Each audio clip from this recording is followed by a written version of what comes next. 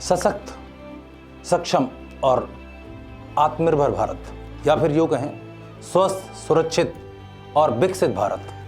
लेकिन क्या वास्तव में हम इस दिशा में बढ़ रहे हैं?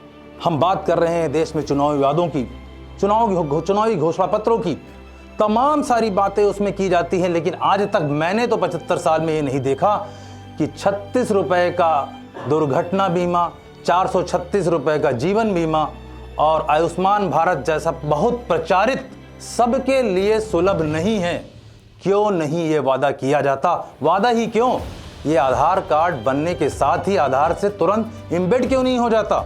क्योंकि हमारे देश में गरीबी का जो सबसे बड़ा मूल कारण है वो है गंभीर बीमारी की वजह से मीडियम तबके के परिवारों का गरीब हो जाना। गरीब तो इलाज तक पहुंच ही नहीं पाता और वो खत्म हो जाता है।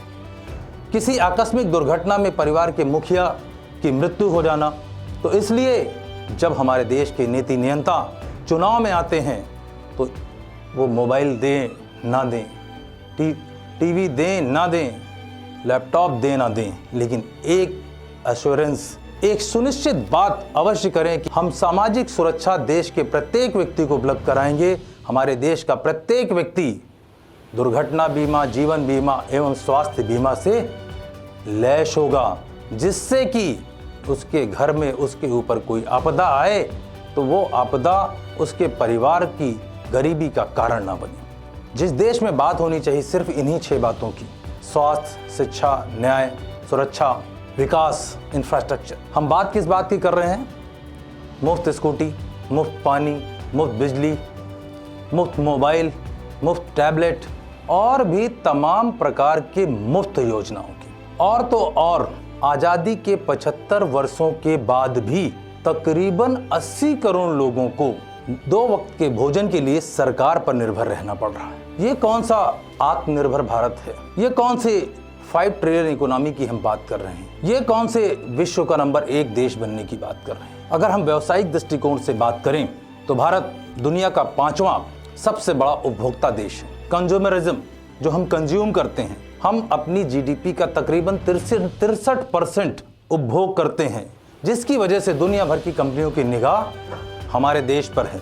लेकिन जब मूलभूत सुविधाएं, मूलभूत आवश्यकताएं मुफ्त में मिलने लगेंगी तो कैसे हमारे देश का एक आम व्यापारी, कैसे हमारे देश की औद्योगिक इकाइयां, कैसे हमारे यहाँ का व्यापार और कैसे हमारे यहाँ के जो 60 करोड़ लोग काम करने वाले हैं और मुट्ठी भर टैक्स पेयर्स हैं, वो कैसे 140 करोड़ लोगों का जीवन उन्नत कर पाएंगे? और हमारे देश का जो लगभग वोटिंग परसेंटेज है वो भी इन्हीं आंकड़ों के आसपास ही कहीं ना कहीं दिखता है।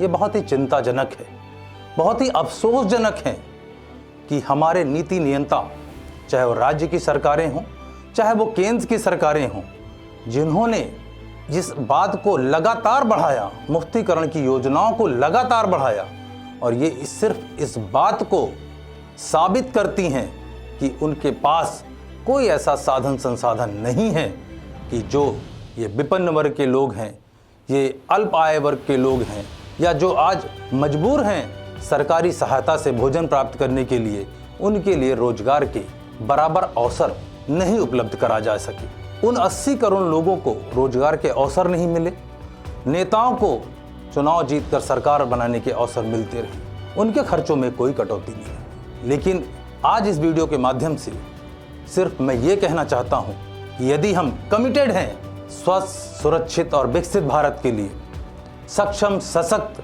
और आत्मनिर्भर भारत के लिए, तो हमें लोगों को एम्पावर करना पड़ेगा, उनको वास्तव में आत्मनिर्भर करना पड़ेगा। उनके लिए नरेगा, मनरेगा जैसी योजनाओं को लाकर काम करने की प्रवृत्ति डेवलप करनी पड़ेगी।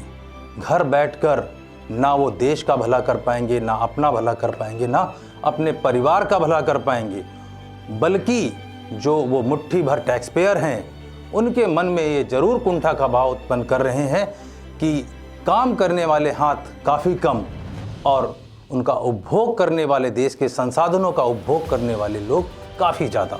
ये निश्चित रूप से समाज में एक विषमता का परिचायक है और एक खाई का काम कर रही है। तो यदि हमें एक विकसित भारत बनना है तो सिर्फ और सिर्फ एक काम करना है कि काम करना है। काम के अलावा कोई और उपाय नहीं है जिससे हम विकसित बन सकें। और तो और यदि आपने काका गाघा, यदि क्या, मैं श्योर हूँ कि आप सब ने हिंदी मीडियम की पढ़ाई काका गाघा से की होगी। और का मतलब है करो, खा का मतलब है खाओ। यहाँ क्या हो रहा है? सिर्फ खाओ, खाओ और खिलाओ, सरकार बनाओ। ये बहुत ही विचारणीय प्रश्न है, ये बहुत ही विचारणीय प्रश्न है। मैं सभी भारतवासियों से ये बात कहना चाहता हूँ, चाहे वो इन योजनाओं के लाभार्थी हैं, चाहे वो इन योजनाओं से परेशान हैं, यानी कि जिनको मिल रहा है और जिनका जा रहा है।